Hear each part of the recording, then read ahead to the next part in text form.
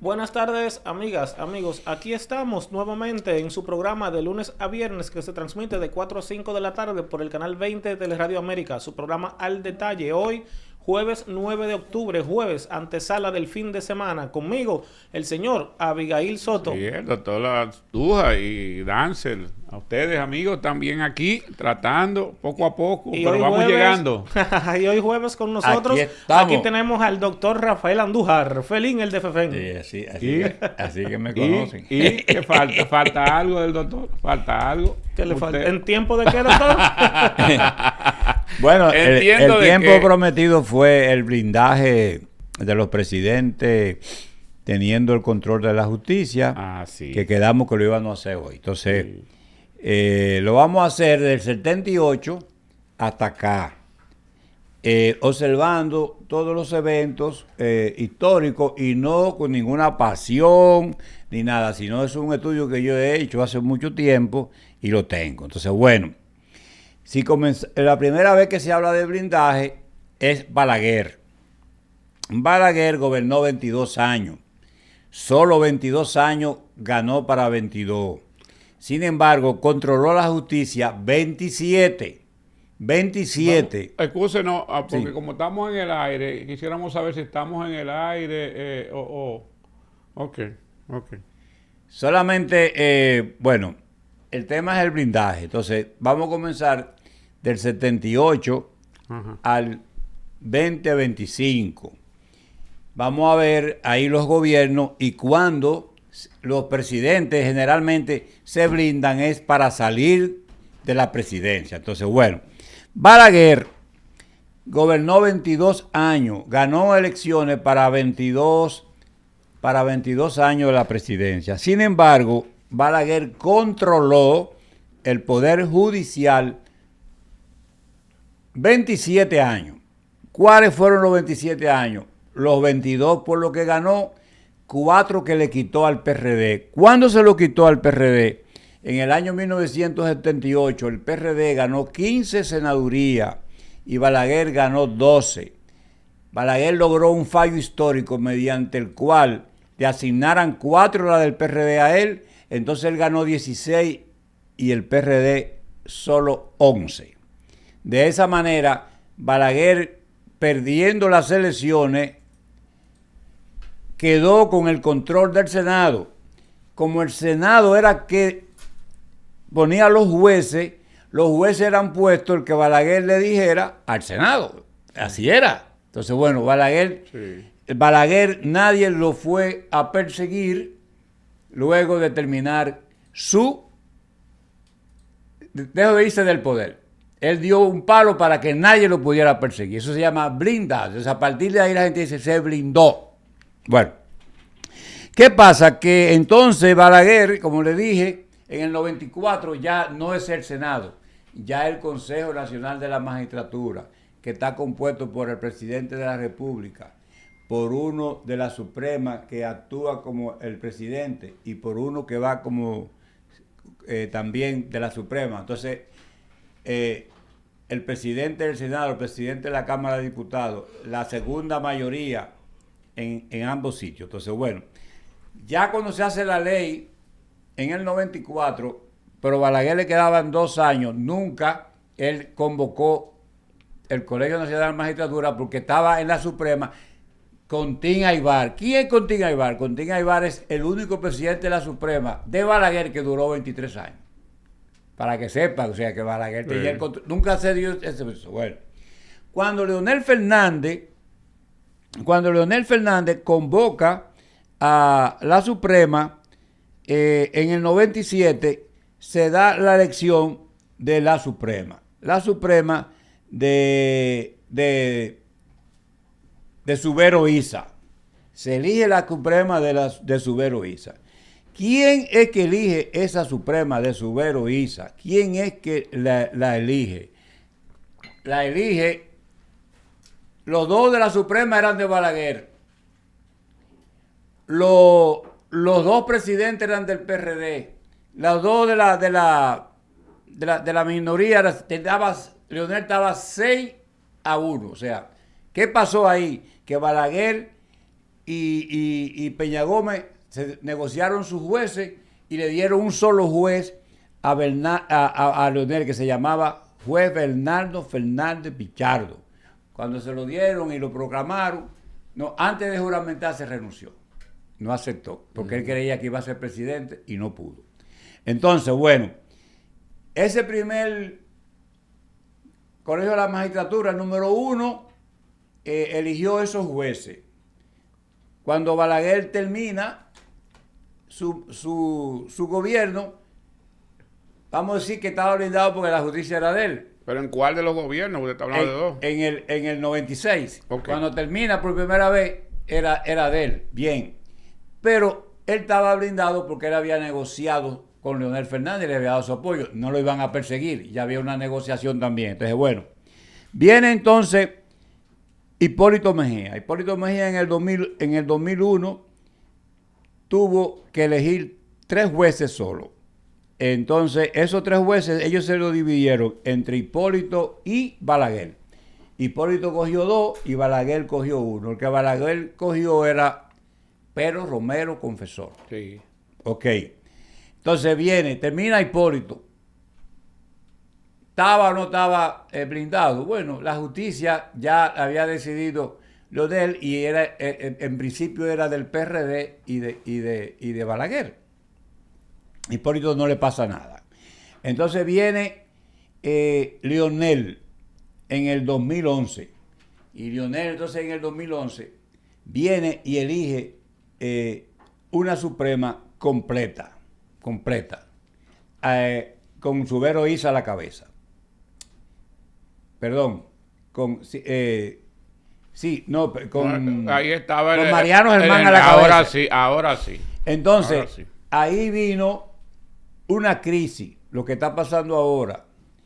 3 jueces que no fueron confirmados. Julio Aníbal Suárez, ¿verdad? Sí. Julio Aníbal Suárez, que lo puso Peña Gómez. Sí. Ana Rosa Berget, que era hija de Berget Chupani, Ana Rosa. Y Egli Margarita no fueron cosas. Lo examinaron y no lo cogieron, lo que acaba de hacer Abinader. Sí. ¿Entendiste? Entonces, bueno, Julio Aníbal Suárez hizo instancia y luchó por su puesto, pero no consiguió nada. Entonces, bueno, en el 2011, cuando Leonel termina en el 12, vamos a decir que estaba blindado. Estaba blindado.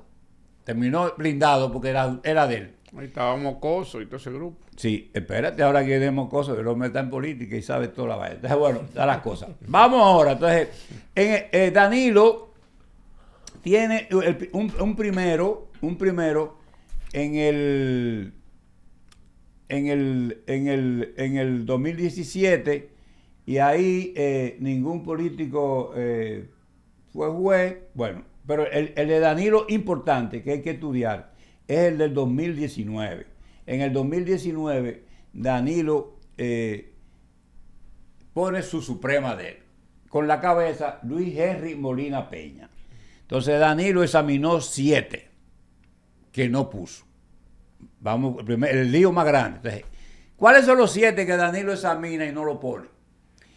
Estel Elisa Angelán, José Alberto Cruzeta Almanza, Miriam Concepción Germán Brito, Sí, Alejandro Mocoso Segarra, juez de la tercera sala, y Juan Hirohito Reyes Cruz. Miriam es la de la discordia. ¿Por qué no escoge Danilo a Moscoso Segarra? Moscoso Segarra en el 2014 había sido el juez que le dio un no lugar a la persecución que Danilo le tenía a Félix Bautista. Sí, así mismo. Ajá. Le cobró la falta, como dicen en la guardia. Tú cogiste y salvaste a Félix Bautista. Si Félix Bautista lo condena en ese tiempo, no tuviera carrera política, para que ustedes sepan. Ahí mismo se queda la carrera. Después de condenado ya te matan. Y mira después cuánto ha llegado. Bueno, entonces, Danilo queda blindado. ¿Verdad? y se lleva a lo de Leonel. ¿Qué hizo el PRM en esa del 2019? El PRM dijo, yo lo que no quiero es que repitan los jueces viejos. Esa fue la estrategia. La estrategia fue esa. Dejar que Danilo cogiera a los jueces, pero que no repitieran los viejos. Lo que quería era quitar también lo de Leonel. ¿Entendiste? Entonces, en ese Consejo de la Magistratura se sentó al lado de la secretaria de la Suprema del Consejo, Flavio Darío Espinal. Entonces el PRM hizo un lío diciendo que el consultor jurídico no podía estar ahí. Ahora, en la silla misma que estaba Flavio Darío, estaba el consultor jurídico del Poder Ejecutivo. ¿Cómo que se llama? Peralta. Entonces estaba ahí sentado. O sea que ese lío que hizo el PRM aquella vez, porque se sentó Flavio Darío, ahora el PRM lo sentó. Ahora lo repitió. Bueno, entonces, ¿qué pasó ahora? Lo que pasó ahora es que también Luis Abinader no confirmó tres jueces, ¿verdad? Sí. Que se consideran los 3 jueces con mayor capacidad en este aspecto, que es Pilar Jiménez Ortiz, Manuel Alexis Rick y Moisés Ferrer Lendrón, ¿verdad? ¿Qué significa no evaluarlo y no aprobarlo? ¿Qué significa? Bueno, mira, los jueces que están en la Suprema, sobre todo Rick y los 3, tienen un desempeño perfecto. Ya corresponden a una élite que ya está educado, 17 años de jueces, están educados, están preparados. Si tú los dejas, lo que crece es la institucionalidad de la Suprema. Si tú lo quitas, lo que tú haces es que rebraja la institucionalidad. Pero Abinader no lo vio así. Abinader dijo, yo lo quito porque está jugando ¿a qué? Al blindaje inmediato de la justicia. ¿Entiendes? Quiero estar blindado ahora. Pero eso será verdad. ¿Usted cree que es verdad? Porque ayer decía un abogado aquí muy sí, de nombre, decía que no, que eso no es necesario y que es normal. Que es normal. Que todo el mundo lo ha hecho. Él lo puede ver así. Pero cuando Leonel lo hizo, y tú lo viste, ¿por qué lo hizo Danilo? ¿Por qué quitó a Mocoso Segarra y por qué quitó a Miriam? Porque estaban en enfrentamiento. Sin embargo, ahora se dice por ahí en lo que ¿cómo se llama? El procurador, ¿John Alain? No, el de la Suprema. ¿El presidente de la Suprema? Sí. Lavandier. No. No, esa es la Constitución de la Suprema. Era del PLD, dicen que ahora ya ha brinquido. Ese es Rodríguez, que era de la Fuerza del Pueblo, y dicen que el PRM lo ha conquistado y lo está eligiendo aparentemente como si fuera de la fuerza del pueblo, pero es del PRM. Entonces, bueno, al final y al cabo, no es verdad que es institucional no repetir los jueces.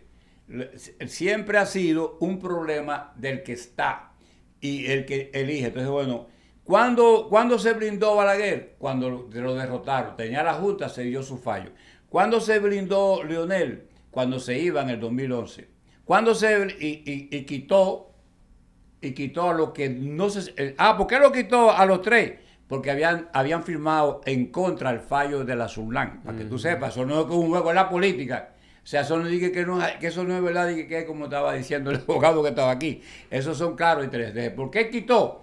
Mira, esos 3 firmaron en contra cuando le dieron el fallo a favor de la Sunlan. O sea, Julio Aníbal Suárez, que Abigail lo conoce. O sea, tanto Danilo como Leonel lo hicieron porque había enfrentamientos, había situaciones. Ahora, en este caso, no hay nada. No, lo mismo. Ahora Luis Abinader se está cogiendo todos sus jueces, que son 5, porque Luis Abinader se está blindando. Sí, pero como le digo, ahora él no quitó a nadie por enfrentamiento. No confirmó a nadie. No confirmó a nadie por enfrentamiento. Pero no lo confirmó porque lo cogió para él. Exacto. Bueno, cuando tú no lo confirmas, es la institucionalidad lo que hace que se debilita. O sea, como te lo puede presentar Abinader. Eso yo lo podía hacer perfecto. No, espérate. Leonel Hubo 3 que lo desechó y Danilo 7. Sí, pero esos 3 que quedaron ahora son 5 que van a elegir. Sí. Y ahorita no hay manera confirmar de que son de Luis esos que van a designar. Bueno, pero puede que no, porque él se va y no se va a la mala, si no se va bien. No, así que se ha hecho siempre. Leonel lo hizo un año antes, Danilo un año antes y Luis 3. Bueno, pues vamos a ver eso. Bueno, doctor, pues seguiremos debatiendo eso más adelante. Amigas, amigos, con su anuencia, pausamos.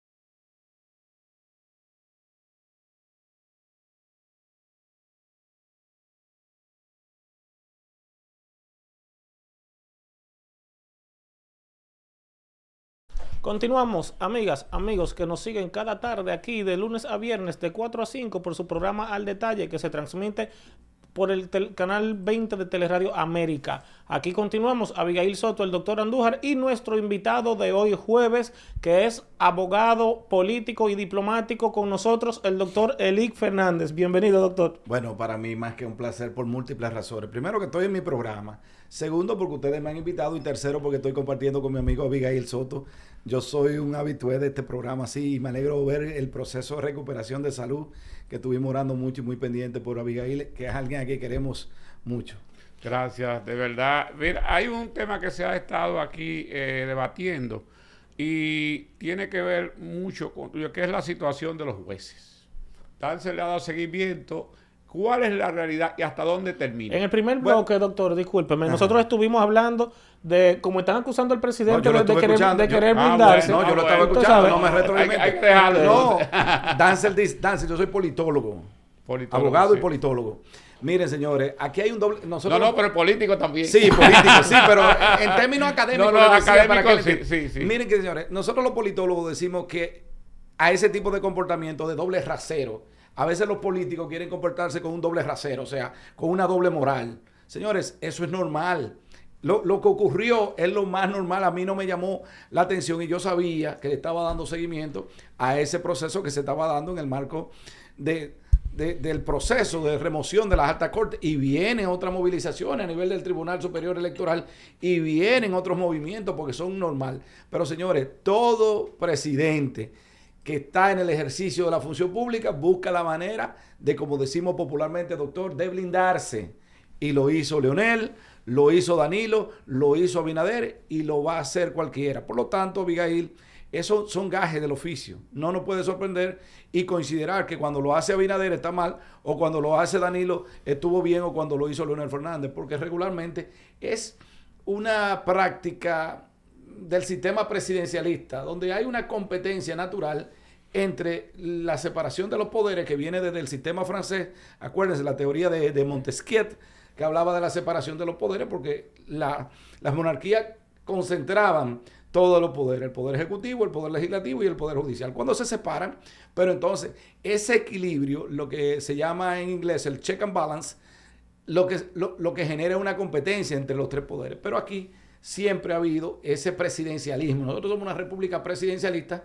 ¿Por qué? Porque los otros dos poderes, tanto el legislativo, Dancel, como el judicial, dependen administrativamente de los recursos que le aporta el gobierno. Por lo tanto, siempre se genera esa competencia. Entonces, cada presidente, al término, cuando va vislumbrando el término de su mandato, 2 años, 3 años, y más cuando se ha cometido un error tan grande.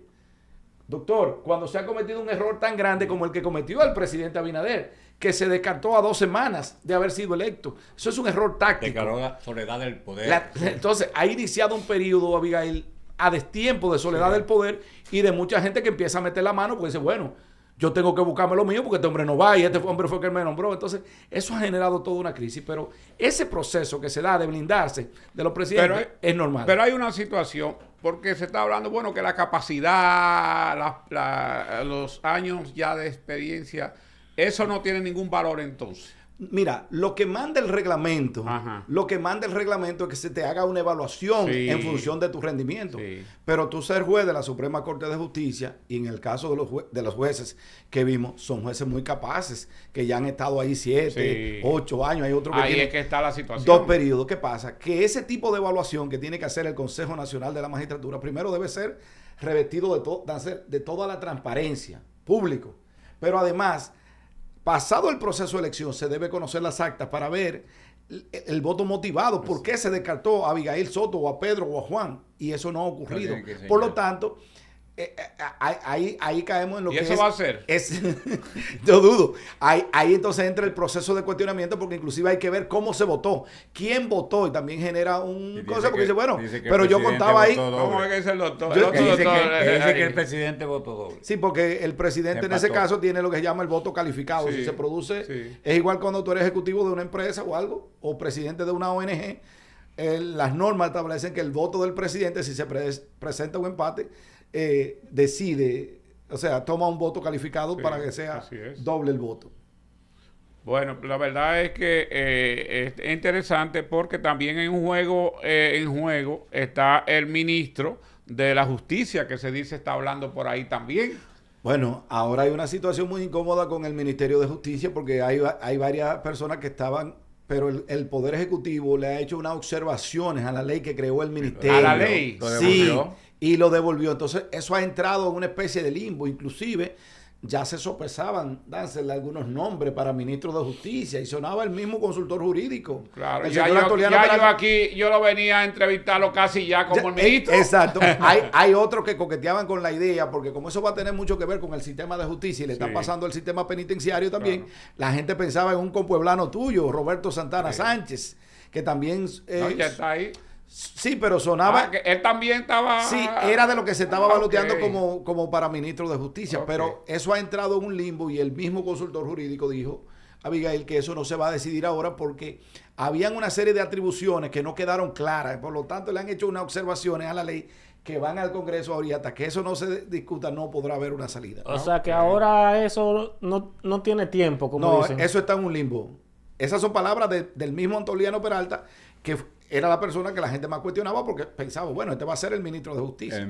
Y él mismo, en una entrevista que concedió a un medio hermano de esto, le dijo que no, que eso estaba en un limbo y que se había hecho una serie de observaciones a las atribuciones que contenía el nuevo ministerio, como que se había adjudicado en el marco de la ley que crea el Ministerio de Justicia, funciones que dependen de otra cosa. Pero tenía un tiempo ya para entrar. Eso es lo que pienso yo. Toda ley tiene lo que nosotros llamamos el vacatio legis.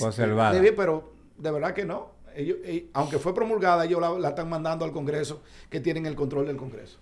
Bueno, la verdad es interesante. Hay mucho que seguir buscando en los jueces, porque también se dice que el de la Suprema que está también ahí en algo como que dejó, que se fue, que Leonel, que no sé qué es lo que ha pasado por ahí. Bueno, lo que pasa es que, mira. Dice que es verdad que ustedes lo votaron a él. Mira lo que ocurre. No, pero pregúnteme, lo votaron ustedes. Abigail, mira lo que ocurre. Lo que pasa es que la gente es fiel en un momento determinado, en el momento que tú lo apoyas para que lleguen a una alta corte, pero en el momento que tú te desplazas, ya realmente bajo el principio de rey muerto, rey puesto.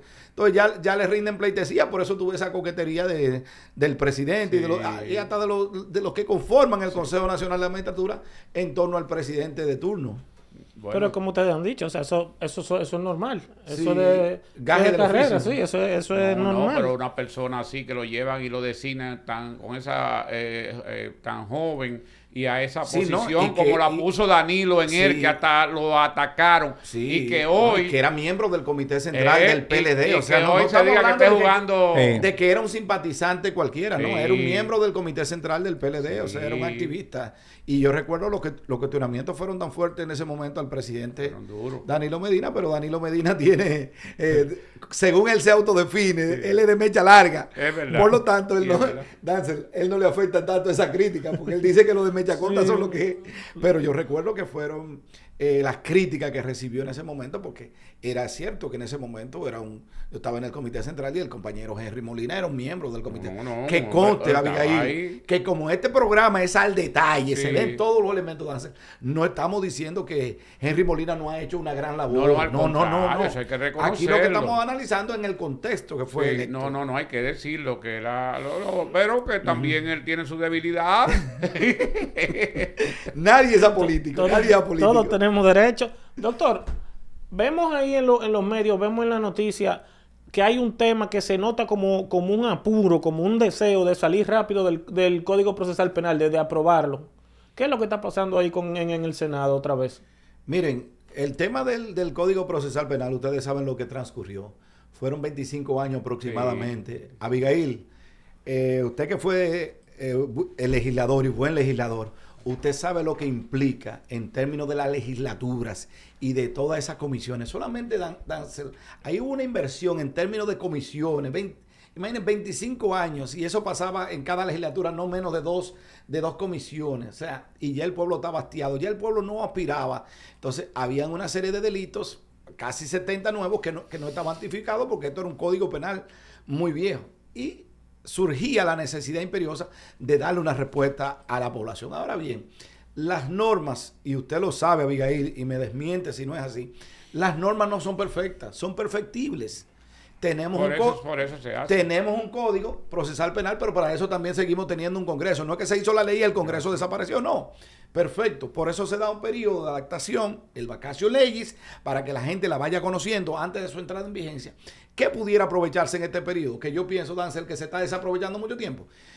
Debieran convocarse de nuevo a sectores de la sociedad civil, Fundación Institucional de Justicia, Colegio de Abogados, grupos de intereses, a ver cuáles son las principales falencias y debilidades que tiene la nueva ley y entonces previo a la entrada en vigencia que se haga cualquier corrección. Pero bueno, en el día de ayer, perdón, Nancy, para seguir, pero ayer y hemos visto que un grupo de importantes abogados han hecho una reunión de que quieren hacer no sé si qué es lo que van a hacer, pero hay un grupo de abogados que están tratando de hacer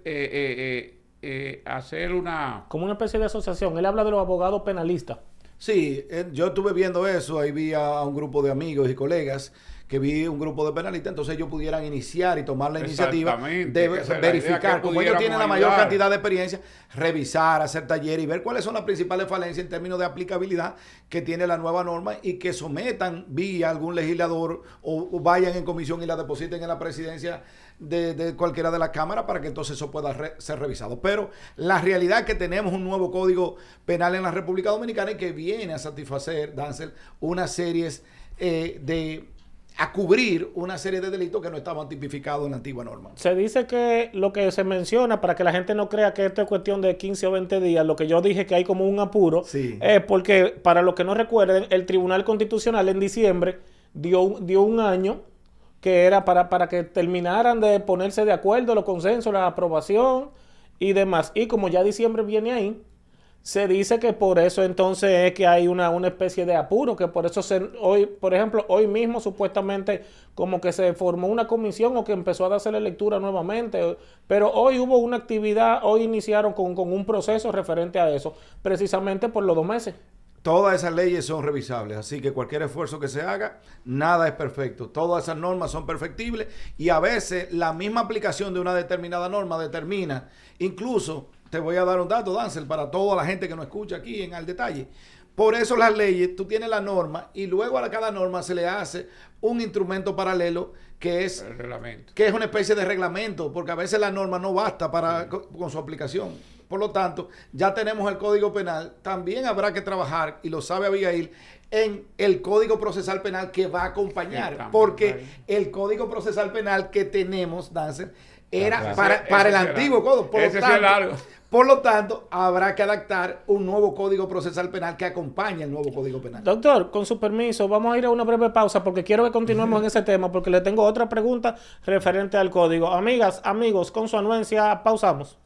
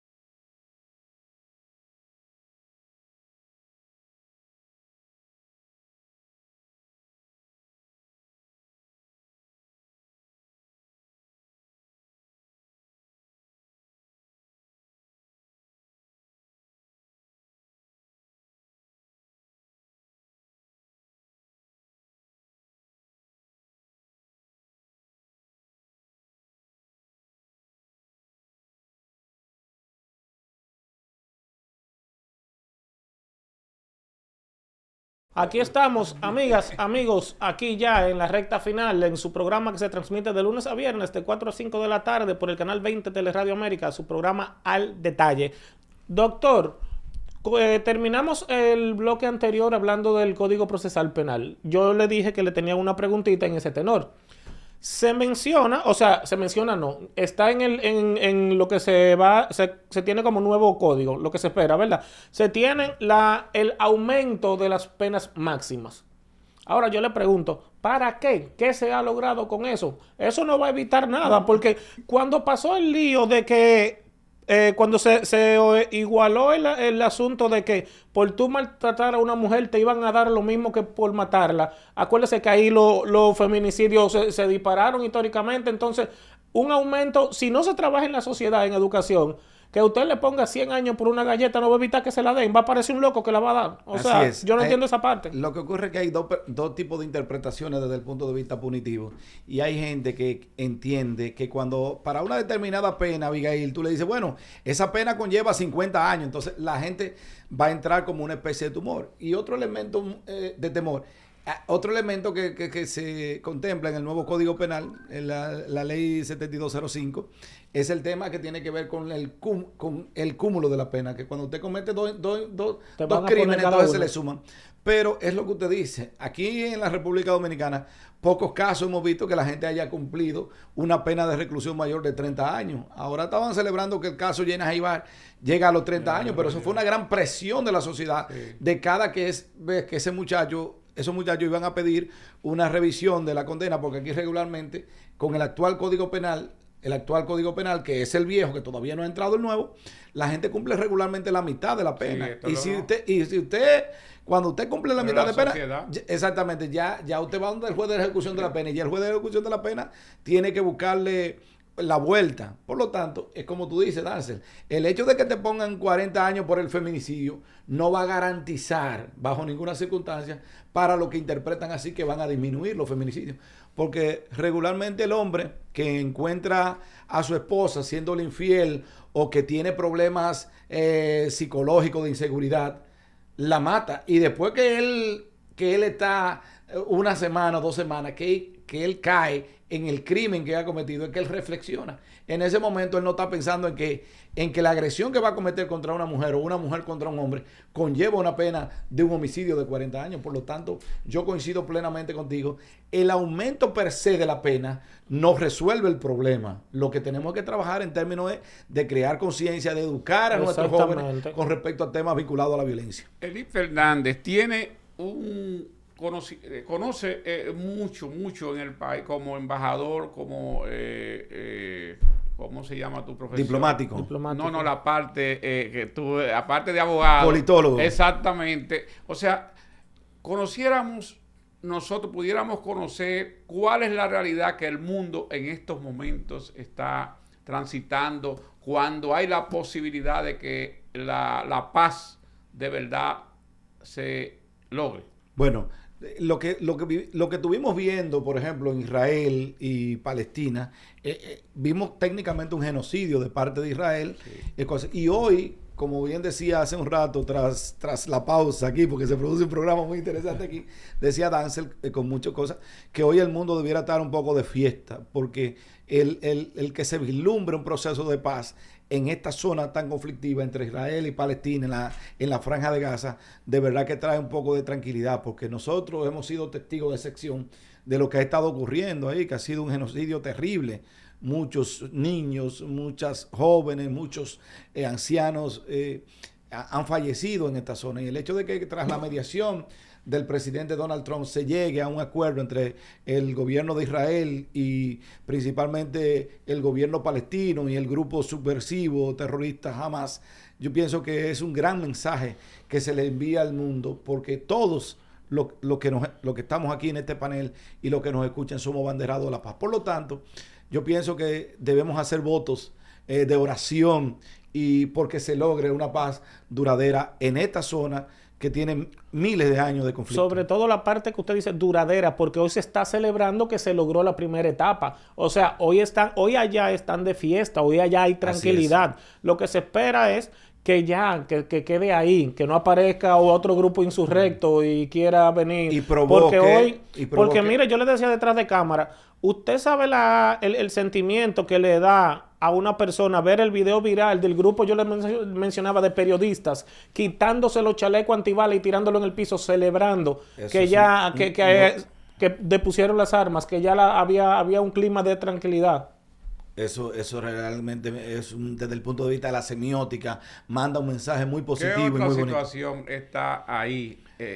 Bueno, una de las situaciones que nosotros hemos analizado en este programa está el conflicto Rusia-Ucrania, que el presidente Trump, al asumir a partir del 20 de enero, se había propuesto. Se ha avanzado.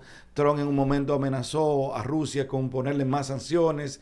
En el caso de Volodymyr Zelensky, que es el líder del pueblo ucraniano, Trump le retiró parte del apoyo, pero las negociaciones no han ido avanzando. Como dice Dancel, Trump, un hombre muy inteligente y pragmático, vio que se le estaban complicando de ambos lados, entonces se concentró en el tema del conflicto Israel-Palestina y ya vemos resultados tangibles. Por lo tanto, pienso que de Trump lograr ya avance en este proceso, se va a concentrar en el tema Rusia-Ucrania. Europa siempre convulsionada, una Europa dividida con el tema de los migrantes. Ustedes saben que África siempre fue explotada por Europa y África quedó devastada. Por lo tanto, allí lo que hay es hambre, y entonces esa hambre, esa necesidad, los problemas económicos genera una gran migración que le genera problemas a los gobiernos, por ejemplo, de Francia, de Macron, con mucha gente protestando en la calle en contra de esa migración, y en el caso de España. Por lo tanto, ahí en los próximos procesos electorales va a haber una respuesta muy negativa para esos gobiernos. En el plano, vámonos en ahí, el plano local, ya. Ustedes saben que nosotros tenemos, como República Dominicana, Dancer, nosotros somos los organizadores de la próxima Cumbre de las Américas, sí, que se va a estar llevando a cabo en el país del 1 de diciembre al 5. Que ya votaron 3. Que dice Maduro. votaron 3.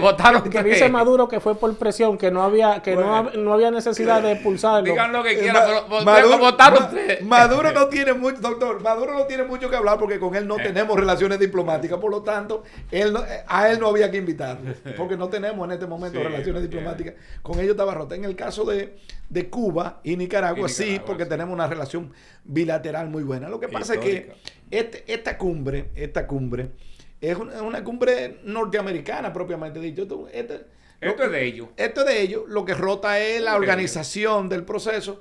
Hoy le toca a Colombia, mañana se hace en República Dominicana la sede, pero ellos ponen sus condiciones. Entonces me imagino que en el marco de Naciones Unidas, cuando el presidente Luis Abinader se reunió con el secretario de Estado, entiéndase, el canciller norteamericano Marco Rubio, le dijo: mira, si tú quieres que Trump vaya, vamos a empezar arreglando. Entonces, excluye.